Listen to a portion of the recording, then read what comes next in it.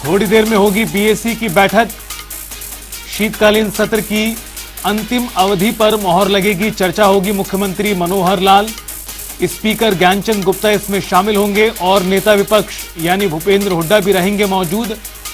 बड़ी खबर, अहम जानकारी, बिजनेस एडवाइजरी कमेटी की बैठक की शुरुआत अब से कुछ ही देर बाद होती हुई दिखाई देगी और इसमें जो फाइनल मोहर लगेगी इस बात को लेकर कि सत्र किस तरह से चलेगा, कितने दिनों का होगा। आपको बता दें कि प्रस्तावित सत्र 3 दिन का है, यानी 3 दिवसीय हरियाणा विधानसभा का शीतकालीन सत्र है। क्या इसमें कुछ बदलाव होता है, इसको लेकर इंतजार करना होगा। शीतकालीन सत्र की फाइनल अवधि को लेकर बिजनेस एडवाइजरी कमेटी की बैठक में आखिरी मोहर लगेगी। और चंडीगढ़ से हमारे वरिष्ठ सहयोगी पवन सिवर हमारे साथ फोन लाइन पर जुड़ गए हैं ज्यादा जानकारी के साथ। पवन, बिजनेस एडवाइजरी कमेटी की बैठक होनी है, क्या कुछ जानकारी बैठक की शुरुआत को लेकर? जी बिल्कुल, हरियाणा विधानसभा की बिजनेस एडवाइजरी कमेटी की बैठक शुरू हो चुकी है और बिजनेस एडवाइजरी कमेटी की बैठक में मुख्यमंत्री मनोहर लाल और विधानसभा में जो नेता विपक्ष हैं, पूर्व मुख्यमंत्री भूपेंद्र सिंह हुड्डा, संसदीय कार्य मंत्री कंवरपाल गुर्जर और इसके साथ ही हरियाणा विधानसभा के अध्यक्ष ज्ञानचंद गुप्ता और उपाध्यक्ष रणवीर सिंह गंगवा इस बैठक में मौजूद हैं। बैठक में शीतकालीन सत्र की अवधि कितने दिन की रहेगी ये तय किया जाएगा।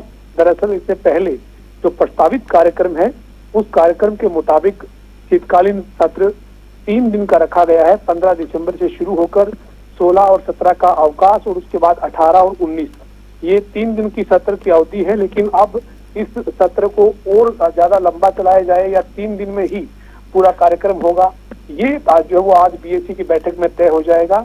बिजनेस एडवाइजरी कमेटी की बैठक में थोड़ी देर बाद मोहर लगेगी और ये तय होगा कि शीतकालीन सत्र कब तक रहेगा। जी पवन, विपक्ष हमेशा इस बात की मांग करता है कि 2 से 3 दिनों में नहीं कार्रवाई हो पाती, विधायकों को बोलने का मौका नहीं मिल पाता।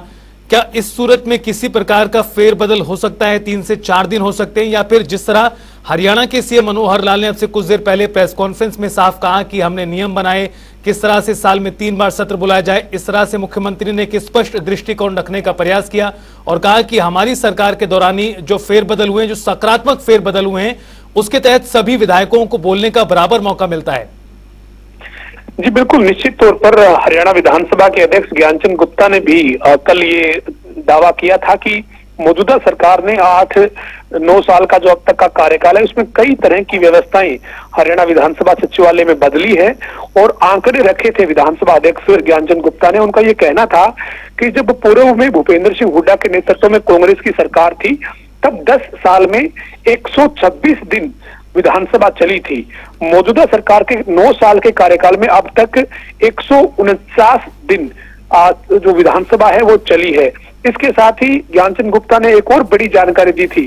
ज्ञानचंद गुप्ता ने कहा था कि पूर्व की हुड्डा सरकार के 10 साल के कार्यकाल में केवल एक बार शीतकालीन सत्र बुलाया गया था जिसमें 11 घंटे कार्यवाही चली थी, जबकि मौजूदा सरकार ने 9 साल में अब तक 21 बार विधानसभा के शीतकालीन सत्र की कार्यवाही को चलाया है, जिसमें जो समय है वो 100 घंटे से भी ज्यादा है।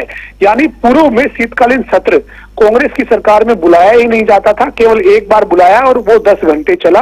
तो इस तरीके से आंकड़े रखकर विधानसभा के अध्यक्ष ने जो विपक्ष आरोप लगा रहा है उसका जवाब दिया है।